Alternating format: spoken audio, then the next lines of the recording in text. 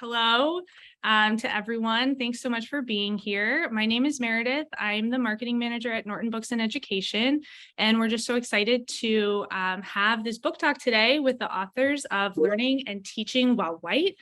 And Dr. Kim Parker is joining the conversation to moderate. We're so thrilled for that. Just a couple of things before we get started. We would love to have time for questions at the end. So you can see the little Q&A button at the bottom. Feel free to put any questions into that field. And also what I'm going to do into chat is put a link for a thank you, 20% off for the book itself, which is great. So you can just click that link. And with that, I will turn it over to Carol, who is the editor of our Norton Books and Education list. Okay, well, greetings. As you heard, I'm Carol Collins, education editor for Norton Professional Books, and standing in today for Paul Gorsky, series editor of our Equity and Social Justice series and the founder of the Equity Literacy Institute. The series, curated by Paul and his co-editor Cheryl Matthias, is a publishing home for books that apply critical and transformative equity and social justice theories to the work of on-the-ground educators. I noticed on Paul's website that he identifies himself as an assembler of amazing people. And that is certainly true of the panel assembled here today. We're very excited today to celebrate the launch of Learning and Teaching While White, Anti-Racist Strategies for School Communities, the newest addition to the series.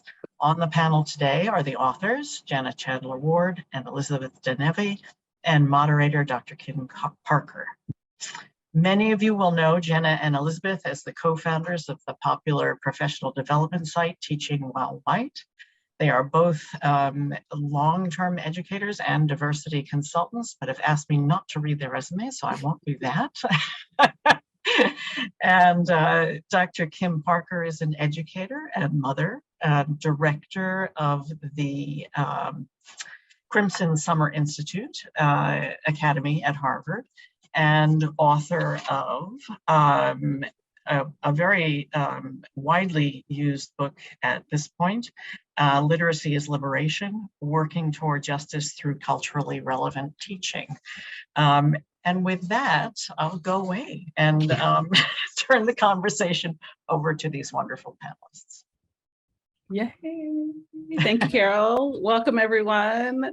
Jenna, Elizabeth, happy book birthday. I'm really, really excited to talk about your book, which has just been so refreshing and important. And as I said before, I really think that every white educator I know needs this book today, and parents and everyone else. So I have some questions, and then we'll have some time to also take questions from the audience.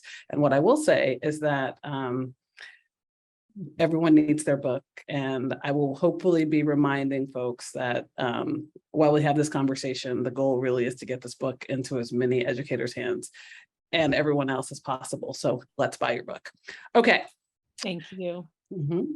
You two have written a successful blog, Teaching While White. Can you talk a bit about why you decided to expand and write a book?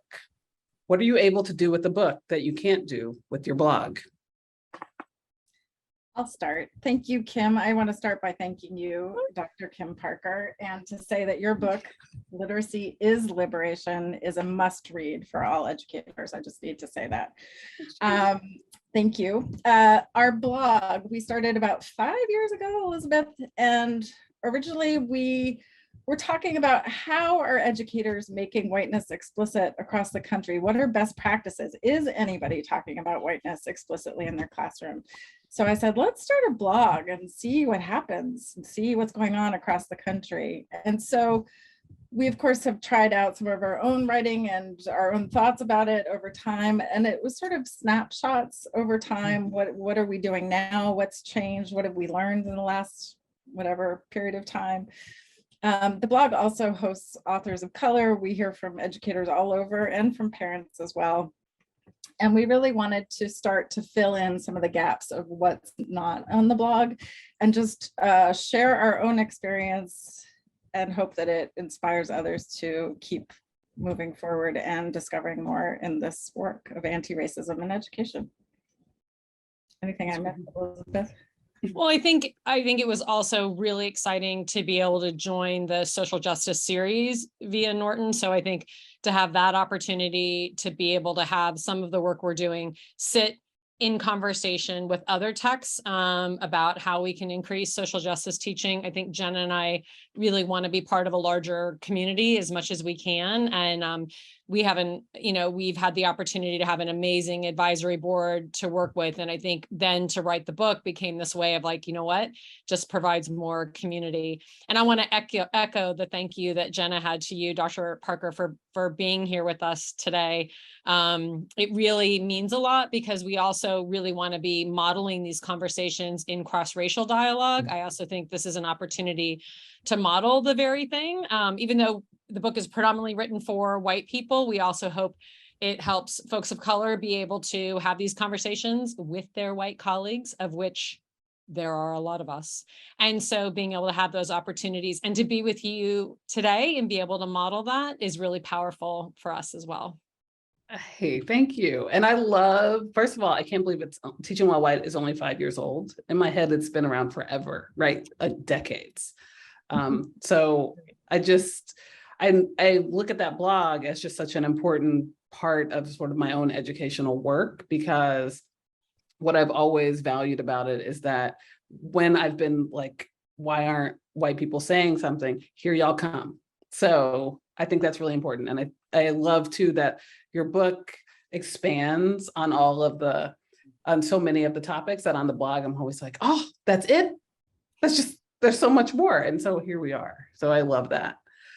And Elizabeth, I love how you talked about the need for cross-racial dialogue. And you are explicit about that in your book as well. And I wonder if you two could say more about why white people need to work on their own whiteness.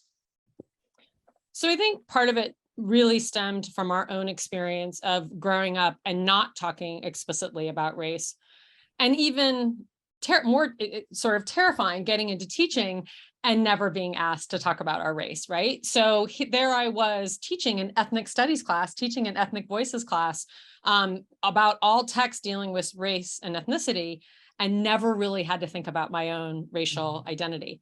I did a lot of harm in that class.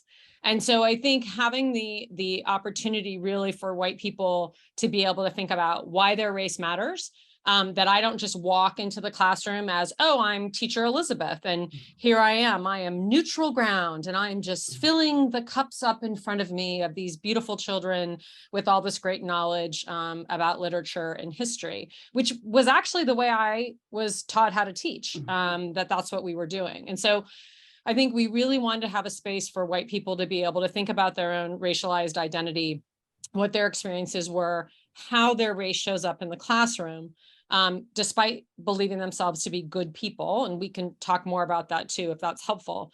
But I think really wanting to have a place to say, oftentimes we heard from white teachers, well, I want to be there for my students of color. I want to help them, right? I want to make sure I see them. And I want them to be there for all their students. But when you're a white teacher and you don't understand that your race matters, or that you even have a race, it becomes very difficult then to have an authentic relationship with a student for whom race is really salient and really important and really impacts their experience moving through school. It's almost like we don't then have a language to talk to each other anymore, because race is sort of not in that conversation. So I think we really wanted to create that space. I think it's the book we wish we had when we started teaching. It was all the things that we learned along the way that somebody could have told us a long time ago, that could have made us much better teachers. Yeah. Jenna, do you want to add to that? Yeah, I'll add that it was a really mind-boggling shift for me to understand that whiteness was the norm. That had never even crossed my mind. Deciding what skills we value, what books we read, how we evaluate teachers, colleagues, how we deal with families, right? And what we think is appropriate for family interaction. All of it is sort of predicated on this bed of whiteness that never was made explicit to me. And so I really was like, we need to shine a light on this so that everybody knows this is a thing, that it's not just neutral, that we're starting from a set of values. And how do we make that explicit? I love it. I love it. You also are really explicit about the need for white teachers to work with white students.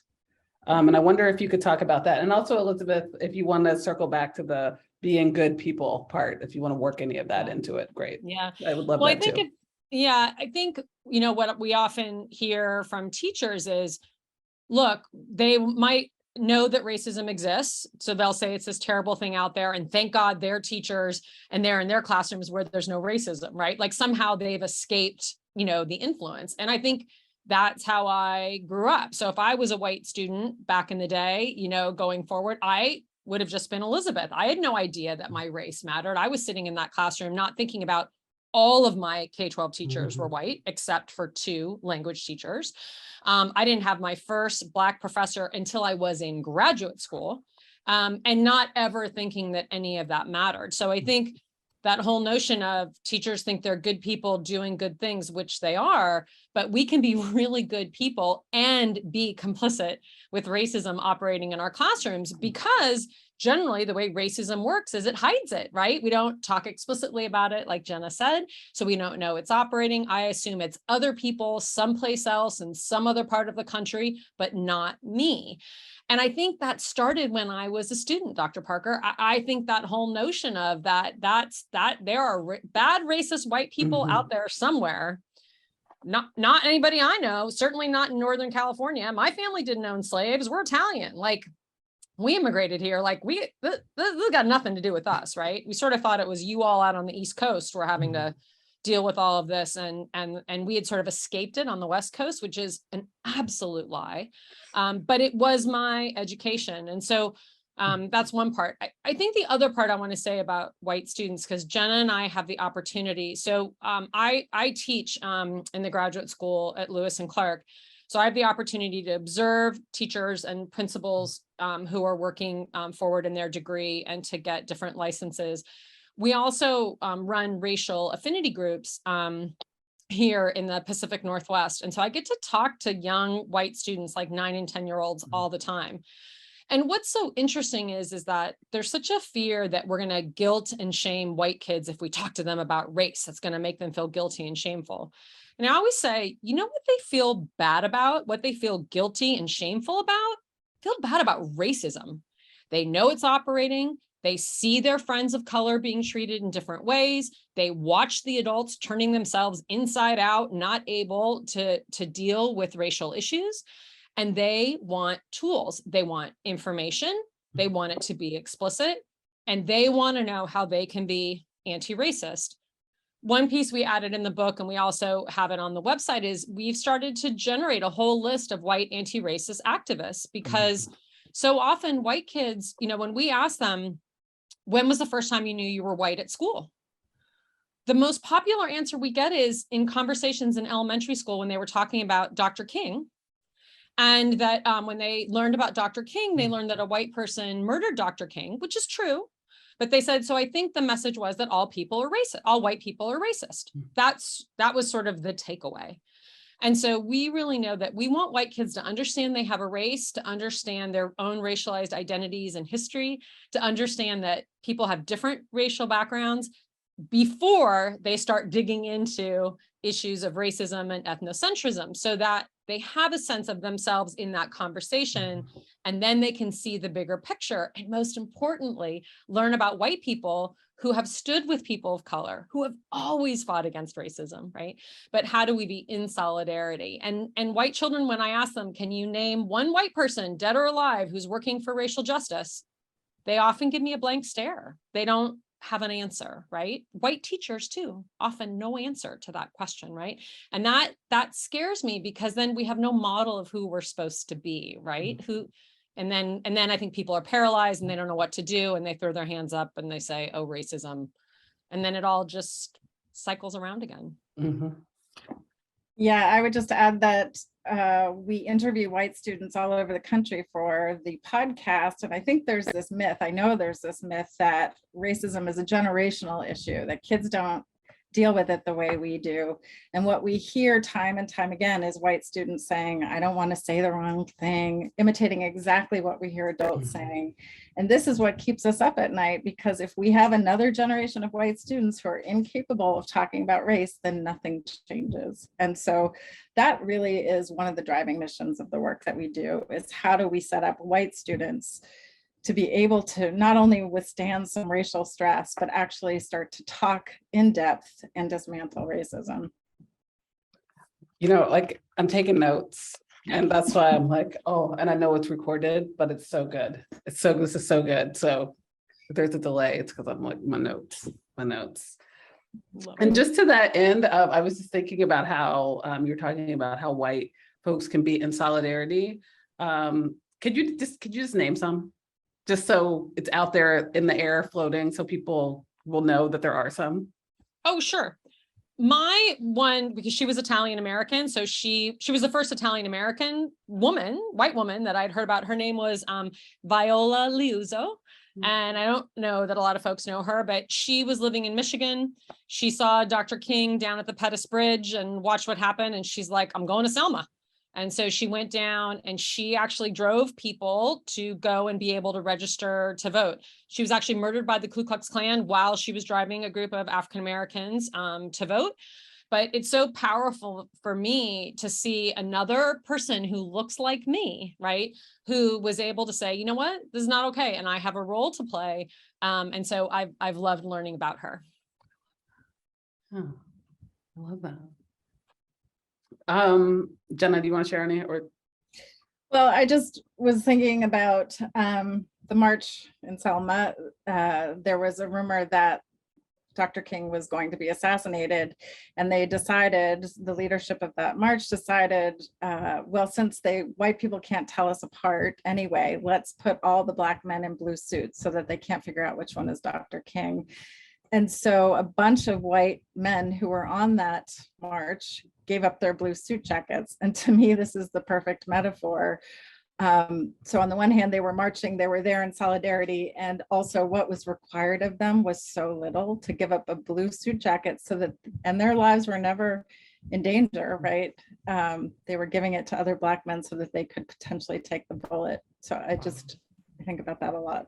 yeah, and I think, I know in your book, you really talk about like, how do you use these moments and these examples to really think about like, what's the work? And that's, I felt took away, that was really, really powerful to have. So I think that people who are reading this will have this really nice set of action steps also to do something. What I also love, I mean, I love many things about this book, and I particularly love how you stage the systems of whiteness to demonstrate how schools are raced and have a racial identity, which I didn't really, I was like, that's right. Absolutely. So I wonder if you could talk about why you staged it this way, and what you're hoping folks really get from that.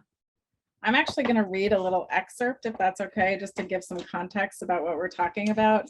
Yes. So we use Dr. Janet Helm's stages of racial identity development to talk about individual racial identity development. And in the book, we sort of toggle back and forth between the individual and the systemic, because a lot of times people get bogged down on the individual, and other times people want to avoid talking about the individual and go straight to policies and practices and never think about their own involvement. And it's like whack-a-mole. So we need to do both things at the same time.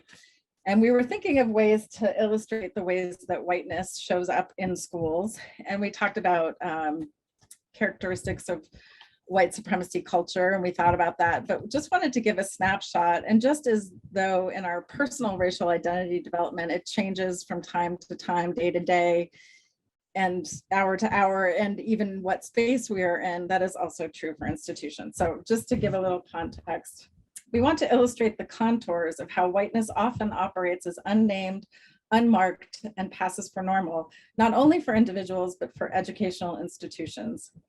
Similar to the way many white people struggle with I'm racist versus I'm not racist, institutions can be limited in their perspective of what it means to be anti-racist. Thus, we want to offer Hallam's 2019 stages as a jumping off point to locate particular institutional behaviors that can be observed, named, and used as indicators of where an educational institution needs to direct its anti-racist efforts.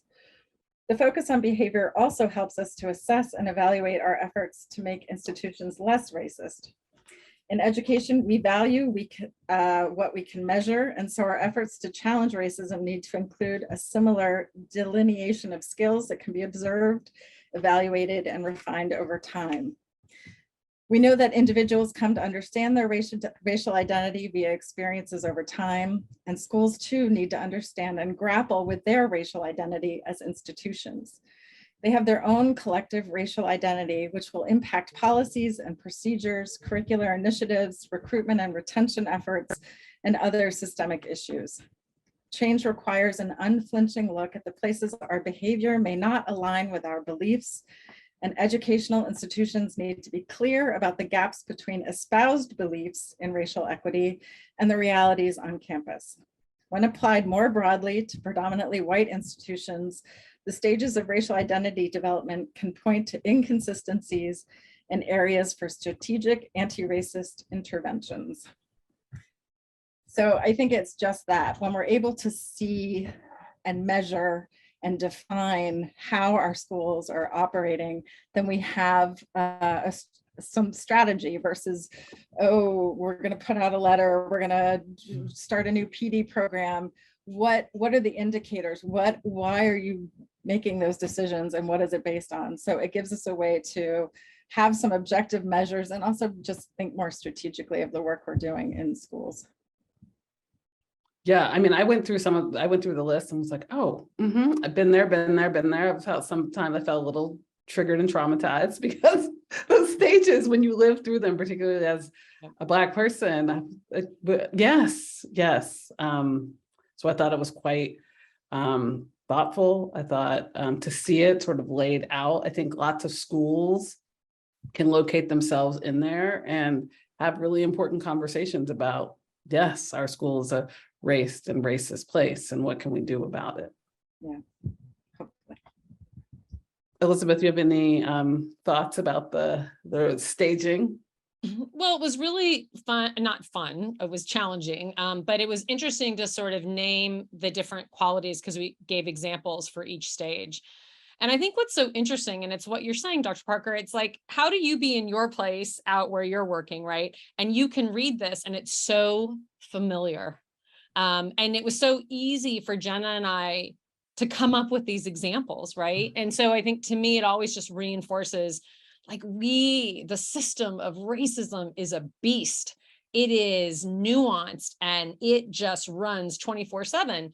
And if we are not like up to the task, like if we do not have analytical skills and tools and the ability, we will just make little tweaks and changes, waste a lot of time and effort, change a lot of things around like the edges without ever actually changing the center of what schools do. And so that's why we wanted to focus in the book on curriculum and pedagogy and assessment and recruitment and retention, all these things that schools say, that they want to be committed to, yet we just saw these things operating. And it's, I appreciate you saying how much it resonated. And we've heard from other educators around the country, they're like, yep, my school too, which just lets me know like it's a system and we can get smart.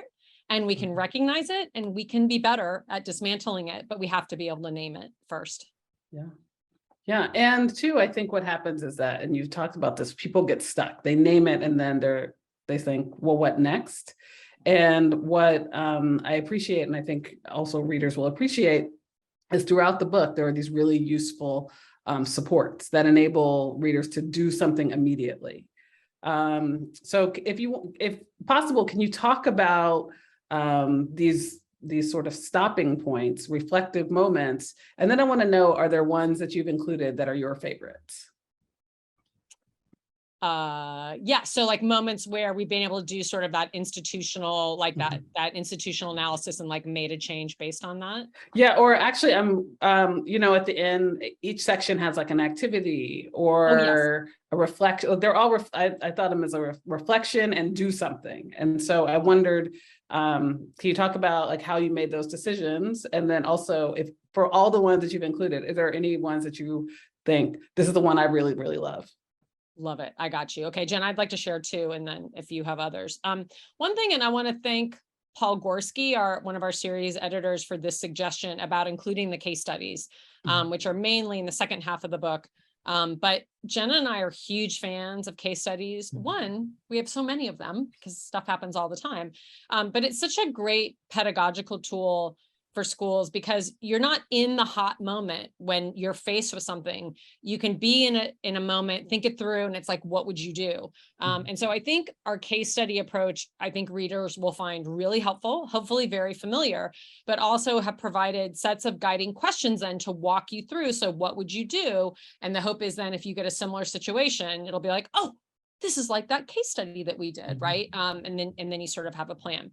The other thing that I really appreciate, because I think it reflects our style, is what we call our what questions. And they're basically white anti-racist teaching questions. So if I want to see myself as a white anti-racist teacher, what are the questions I should be asking myself and asking my institution? We tried to take an inquiry approach to sort of get away from, Jen and I always talk about sometimes white folks, when they decide they want to be anti-racist, can be really good at sort of pointing fingers at other people and pointing out how racist all the other white people are, except for them. They had those moments, been there, done that. And so really having a way that we can sort of slow down, have a little more humility, be curious, ask questions that we hope will bring more white people to the table and will get more white folks talking to each other. So this is a list of 6 questions, and I'll just sort of share them because I think it gives you a good sense of how we would provide sort of a framework for folks to walk through and think about ways that they could strengthen their anti-racist practice. So the first question is, how does racial diversity in a classroom support learning outcomes? And that's sort of the value of racial difference. So often we're operating from a deficit model, and also I think we're operating from a fear model, and like, oh no, now we need to talk about race, right? And it becomes this like heavy downer, dramatic thing that's going to happen, and we don't think about what is the value of racial difference and how do we hone and support that in our classrooms and leverage it, right? So part of it is, do we understand why racially heterogeneous classrooms where we're talking and actively thinking about race, why that raises the academic achievement of all the students in the classroom? So we start there. The second one is, how do we come to understand what it means to be white? So that's sort of our racial identity development question. Number 3 is, what gets in the way of healthy racial identity development? So now we can think about racism, systems, how prejudice works, what's the role of stereotypes, right? I've got a place to sort of put some of those things that can interrupt healthy racial identity development for white students, so they don't get a sense of internalized superiority, and for students of color, so they don't get a sense of internalized oppression and start to believe, oh, it must just be something about me that's making my teacher always give me the answer or not ask me to finish the homework or allow me to like skip out of class and never say anything to me. Oh, this is something else is going on. Then we have where and how do racist attitudes, language, and behavior show up in schools? So that's sort of identification and data. So where might racism be operating, right, in your school? Number 5, how do we address racial stereotypes and racism? Sort of the skill development. So let's get in there and know what you're going to do and what you're going to say when that thing gets said in the middle of your class. Don't be a deer in the headlights. Be like, oh, yes, that's a racial stereotype. Wow. That just made me uncomfortable. Let's talk through that, right? And we have a way to sort of address it when it happens. And then the last one is, how do we create and model anti-racist pedagogy and curricula, and that sort of teaching and coaching practices? So again, we try to start with the positive and end with the positive, right? How do we be in a place that we can sort of create and sustain sort of anti-racist curriculum development via what we're teaching as well as how we're teaching? So those are our what questions. My favorite is we offer some role plays, and the hill I will likely die on is to interrupt white silence. And so a lot of the work we do in our workshops is about just practicing. What does it look like? How do we interrupt these moments that go by 50 times a day at school? And sometimes we're aware of them, sometimes we're not, but how do we slow things down? How do we actually respond in the moment?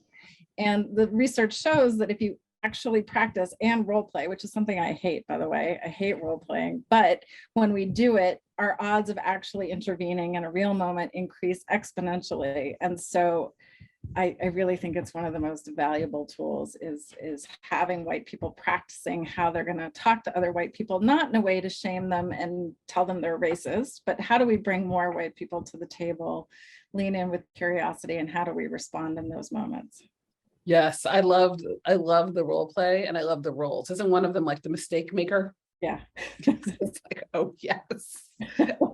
And again, there are so many tools that I feel like you can't say that you don't know what to do after you read this book, right? You really can't. Like if you don't, then I don't know what to tell you, because there's everything probably you could think of, you all have proactively provided a resource. And I think it comes from your robust work with working with such a broad range of folks too. So I that comes through in your expertise and your investment in making sure that more white people, I love how you said, are coming to the table and leaning in and staying at the table. I think the book also helps them stay at the table and not run away. And Jenna, I love how you said the hill I will likely die on is interrupting white silence. I've been there when that happened. It's great.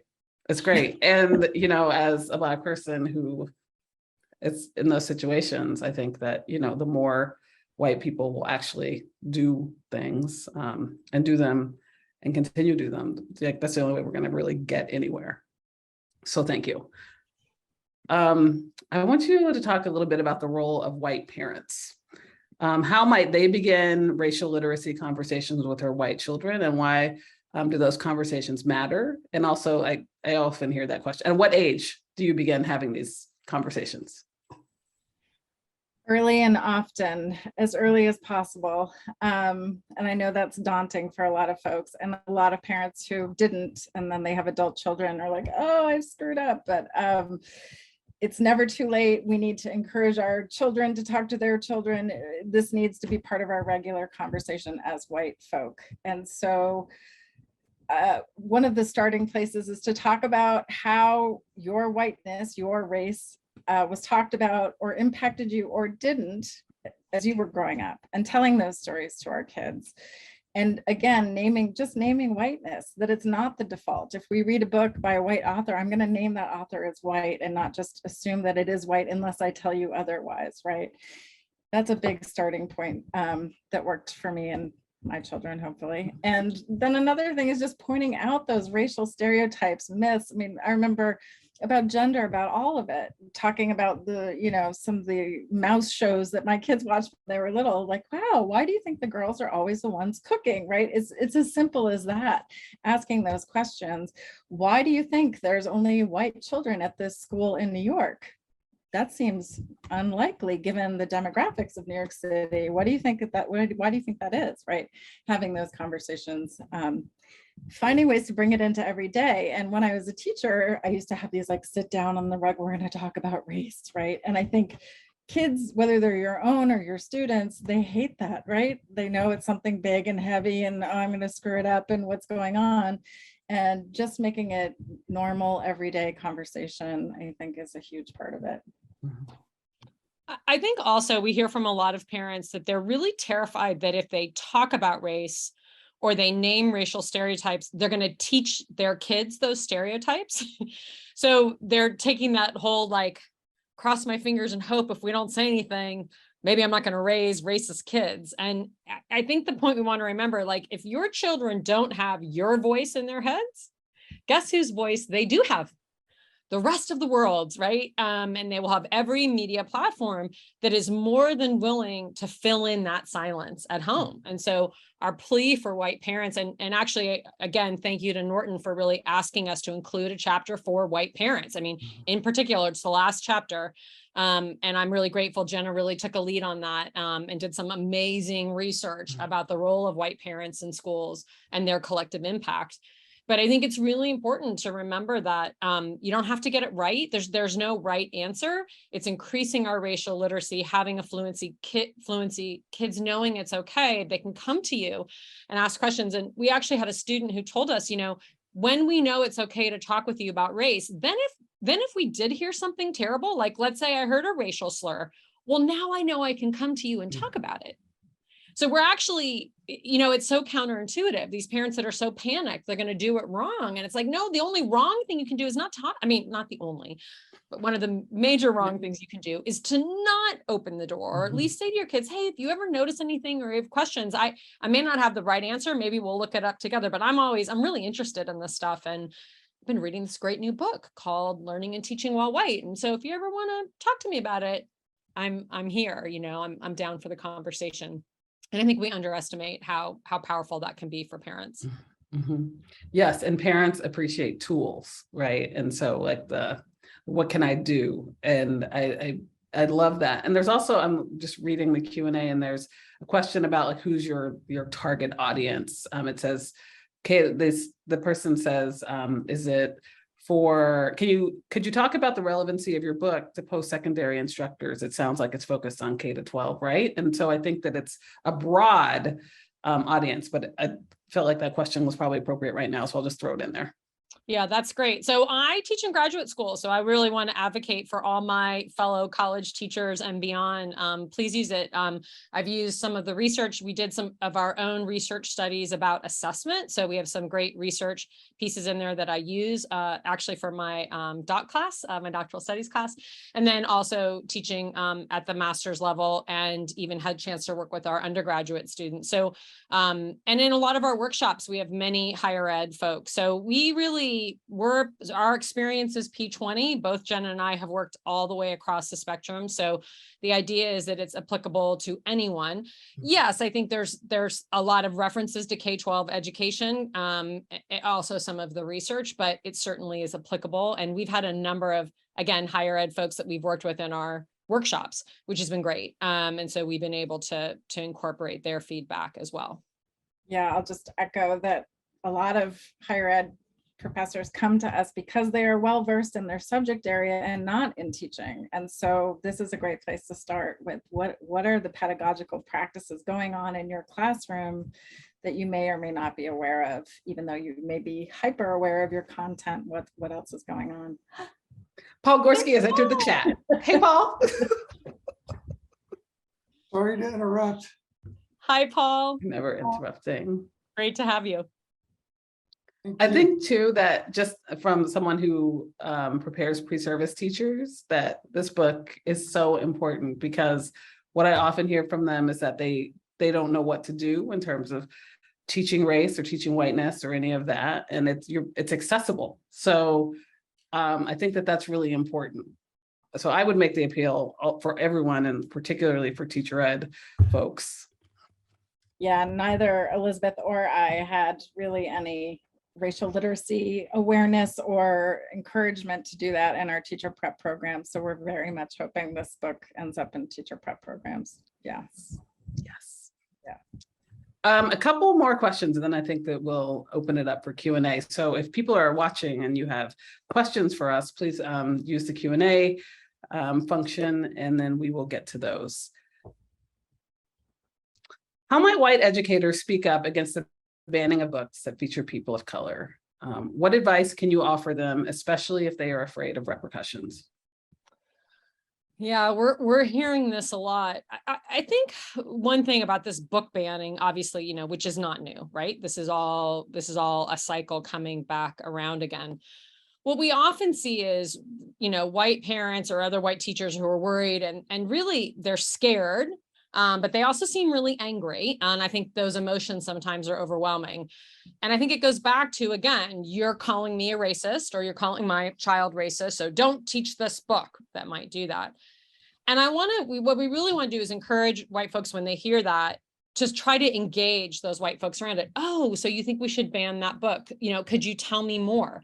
A lot of times the anger and everything comes forward and we sort of shrink and we don't know what to do. And we have found that when we engage people authentically and able to say, wow, you're stressed out about that book. Tell me, what do you think is going to happen? What do you think that book does? Right? Oftentimes there's no response. Sometimes because they've actually never read the book. They just heard about it, or they read it and had a particular feeling about it. Right? And so we use that as our own teaching opportunity, like, oh, the book made you feel that way. Okay. And then we can pivot and say, so here's how I use that book. Here's been the reactions of the students I've had. Does that help? Right? Try to sort of walk them through. And I also, here's the thing. When we look at children's literature, and there's been a lot in the media about this, right? There's not like there are just millions of books out there that are talking about race and racism. They're actually a very small percentage of the books that get published. I would like folks thinking about the 90% of the other books, let's say, that are just about whatever, but have people in them who are racialized in particular ways. And what are the ways, again, we could just be talking about noticing of neighborhoods. What are these folks doing? Oh, do they look like white people? How are they rendered in the illustrations? Oh, isn't that interesting? Right, just conversations about noticing of race that aren't part of these like hot button topic books, because those lists are going to come and go. People are going to ban, they're bringing stuff back from 60, 70 years ago. It's hilarious. And then they're throwing other books on there. So I feel like as white folks, let's engage these white folks. Let's ask them what they're worried about and concerned about. Let's address their fears. And then let's talk about why they can be helpful. And then let's be subversive and be smart and use other books that may not specifically have anti-racist baby in the title, right? But are great early childhood books where we could talk about race and ethnicity, or about neighborhoods, or about communities, other pieces talk about the race, and nobody would ever see it coming. So I'm sort of like, it's kind of like, I don't want to fight about the books. I want to help the white folks to figure out why they're so hot and freaked out about them, and try to educate them and bring them into the conversation. I love that. Let's be subversive. I'm down. Yeah, Smart and subversive, right? Yeah. We hear from teachers all over who are doing all kinds of things, like dropping those books off in local communities so that kids are still having access to them, or teaching short stories that are below the radar, right? There are lots of different ways that teachers are working around all this legislation. And also most often, when white teachers feel like there's something at stake for them, usually it's not very dire. Sometimes it's real, sometimes it is actually about jobs, but most of the time we found that what's of consequence for white teachers is very little. So I just want to name that too. Yes. Thank you. Thank you. I think also we found that when we actually say to folks, so here's why we're talking about race and racism, and we sort of address like sort of that thing. And here's why it's so important for white kids, because otherwise this is the message they get. And here's why it's important for children of color. And here's why it helps. That's a very hard argument for folks to sort of dig their heels in and say it's not true. And ultimately, every school, we are in the business of achievement. I mean, we are there to help children reach their potential and do their best work. And if racism or other things are getting in the way, it's kind of our job, right? And it's in the mission of our schools. So I think if we can, I want us to give away less ground. I think a lot of times, again, we sort of seed away what we know to be true. And what we're hearing from teachers is they're finding our work helpful because it affirms, like they didn't have the words, but it's like, yeah, this is what I want to do for kids. It actually makes them feel better. And they're like, schools are supposed to be sites of learning. Like, I want to be able to teach kids and I want to help them learn. So I think once we can sort of not push back, but I think engage and really be willing to answer the fear that is out there, teachers just feel better. They feel more authentic. They feel like they're standing in their integrity, and they feel like they can do the best by their students. So feels like a win-win. We just have to push through our discomfort and deal with the fear and the misinformation that's out there. I love that. I mean, first of all, I could talk to you two all day. And also, I promised that we would go to Q&A. So I'm just going to pull a couple of these questions. Aubrey says, do you lead those conversations and start those relationships by introducing yourself as a white person? And how do you manage the tension of naming but not centering your whiteness? Elizabeth? Yes, I think we always like to be upfront about our racial identity. We think that's really important, and it's part of naming it. Because remember, I just got to be Elizabeth. So I do like to sort of talk about my identification as a white woman, that those, my race and my gender intersect in some really powerful ways, as do other aspects of my identity. And I think, really what we're trying to do is that whole notion of how do I not let the whiteness sort of take over the conversation. I think part of it is we're trying to shine a light on the stuff that passes for normal. So we try to be really, really strategic in saying we're trying to make the implicit explicit, and it's what never was named for us. And so we're going to name it, and we're going to walk through it in an effort, right, to be able to bring more white folks in to fight racism. So I think just being very clear and explicit about our mission. We also, again, make sure that we are in principled relationships with people of color who are also doing this work. That's why it's so powerful to have the three of us in this conversation right now, modeling this cross-racial dialogue, because it's going to take all of us to end racism. We're going to have to work together to do it. So finding ways that we can be in principled relationships, we can invite folks into anti-racist leadership models. We don't just assume that people of color, show up and it's like, okay, oh, could you go talk to those kids? I think they just said something racist. You're so good at those conversations, Dr. Parker. Could you go talk to those kids, right? We're not going to do that anymore, but we might say, gosh, you know what? I just overheard this from these kids. I know that they're in your 6th period class. I don't know them as well. I'm thinking about doing this. What do you think? I'm going to ask them about this. Would you like to come with me? This notion of we're working together to challenge the system, I think, is what keeps us from getting off track, and sometimes the navel gazing that white people can do and say, well, this is hard and I feel bad. And this is, those kinds of, like, I don't mean to whine, that's probably not fair, but it just feels like there's a lot of like, oh, this is so hard for me. I'm sort of like, do you know who racism is hard for? It's really hard for the people of color who are on the receiving end of it every day. So let's help each other, let's link arms, and let's go after it. Okay, another question, this time from the amazing Rosetta Lee. Okay. I know, Hi, right? Rosetta Rosetta Lee. Lee. Okay, sorry, we're all like fangirling. Hello, Jenna and Elizabeth, you are rocking it. Many people of color I know are hesitant when white people do anti-racism work by themselves. Could you talk about your ongoing partnerships and accountability with BIPOC folks? And what would you advise white educators about building such partnerships? A couple of things that we do. Thank you for that question, Rosetta. So we do have an advisory board that reviews all of our materials, the work that we do, to make sure that we are not going out on our own little limb here, that we are actually doing the work as requested and needed. So that's been a big checking point for us. But also, we recently joined a speakers bureau run by a woman of color, Comadre, and there'll be a link for that later. And so that is a way for us to be in solidarity with other speakers, white and folks of color, and making sure that we're sharing our resources, our knowledge, our finances, all of it is part of our collaboration.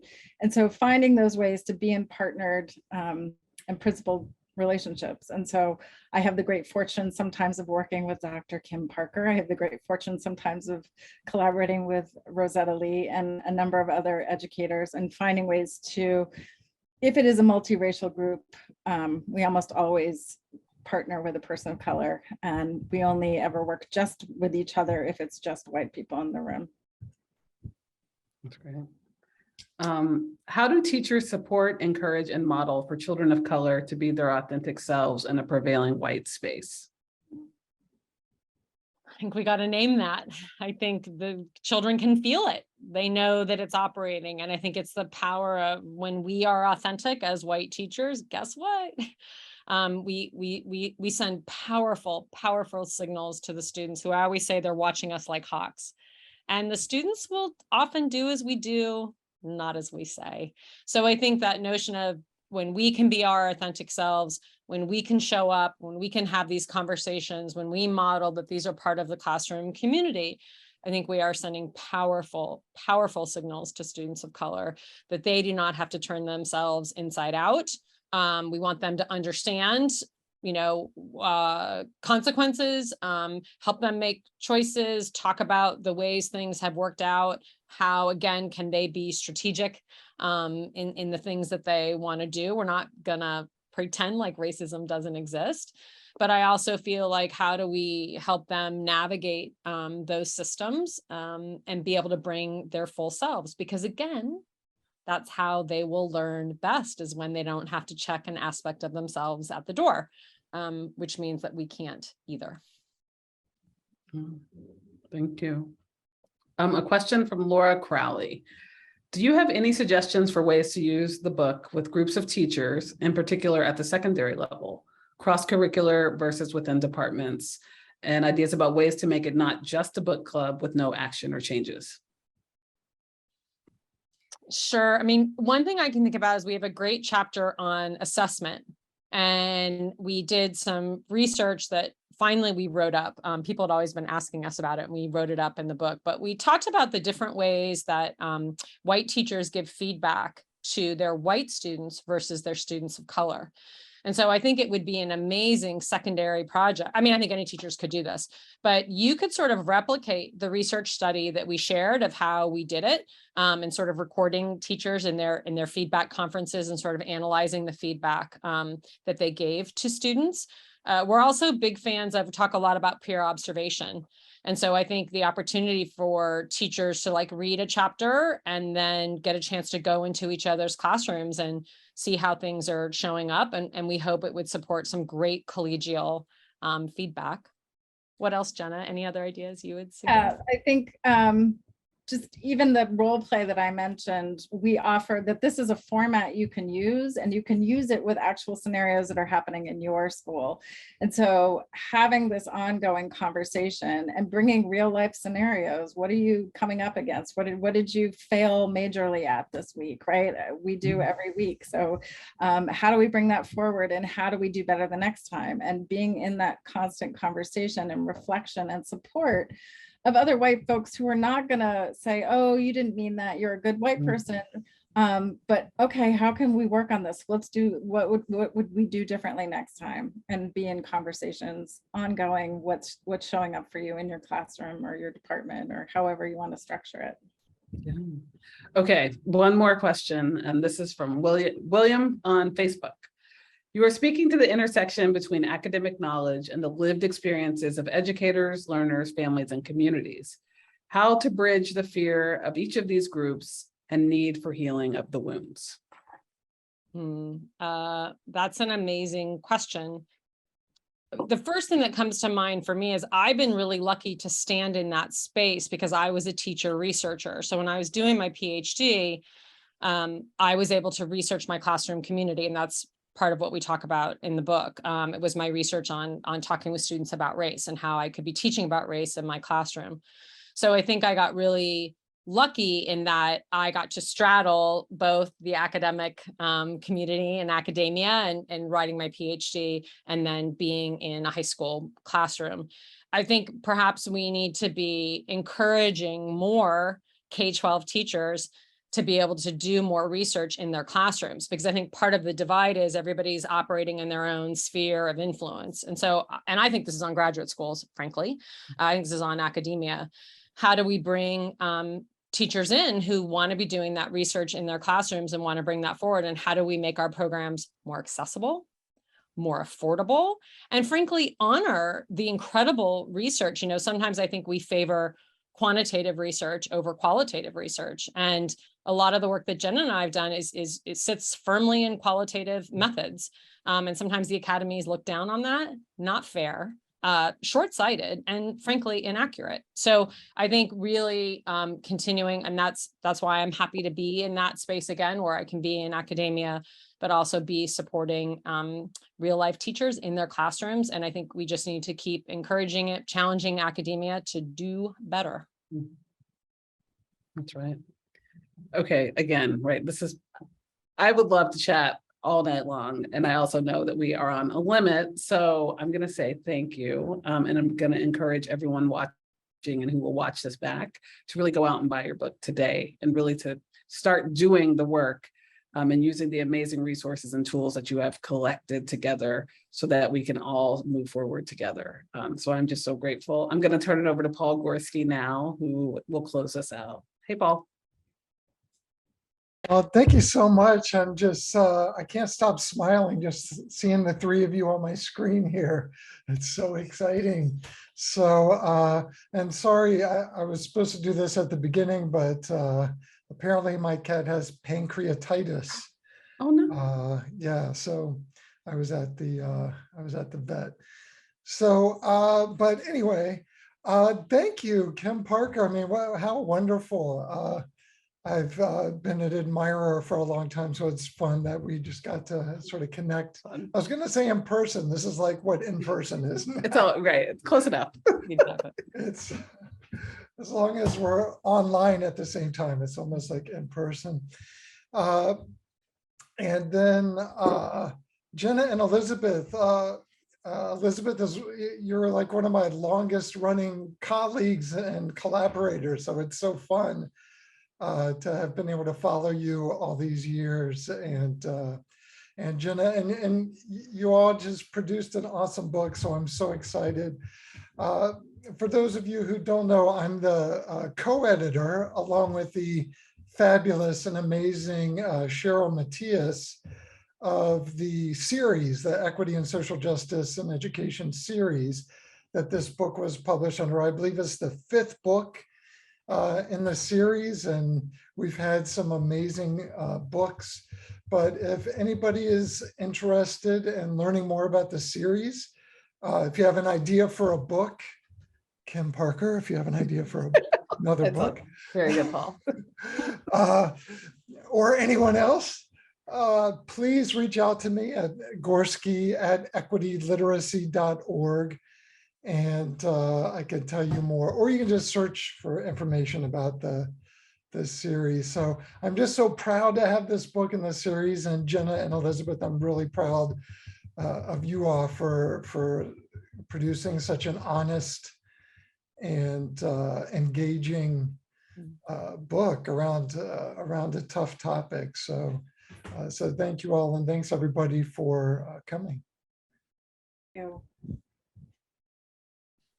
I think Meredith was going to share maybe some. Yeah. Yes. Hey, I Meredith. popped back on. It takes a little second of a delay, but I'm back. Thanks everybody for coming and participating in the conversation with these great questions. And a huge thank you to Dr. Parker and to our authors and to Paul for coming. And I'm glad that your cat is diagnosed and, you know, everything's going to be okay. I do have this. I'm just going to share my screen really quickly for everyone as we're kind of saying goodbye. This is a QR code you can scan. It should scan. We practiced it. It should be able to scan right from Zoom. So you can go ahead and get information here about bringing Jenna and Elizabeth to your school community, your organization for a chat and a discussion to continue this conversation. So just thanks to everybody, and it's going to come on my screen in just a second. All of the things happening. Here it is. It's not yet. There it is, and it's going to be now the correct QR code. Okay, so you can go ahead and scan this. And again, thanks so much to Dr. Parker, Paul, Jenna, Elizabeth. We're so excited about this book.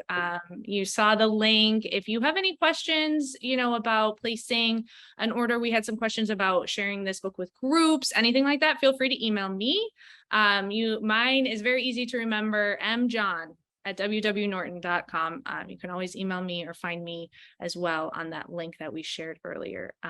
Very happy to continue this discussion with anyone who wants to. And again, thanks so much. Thank you. Thank you. And congratulations, Hey, Elizabeth and Thank Jenna. you. Thank you. Thank you. Thanks, everybody.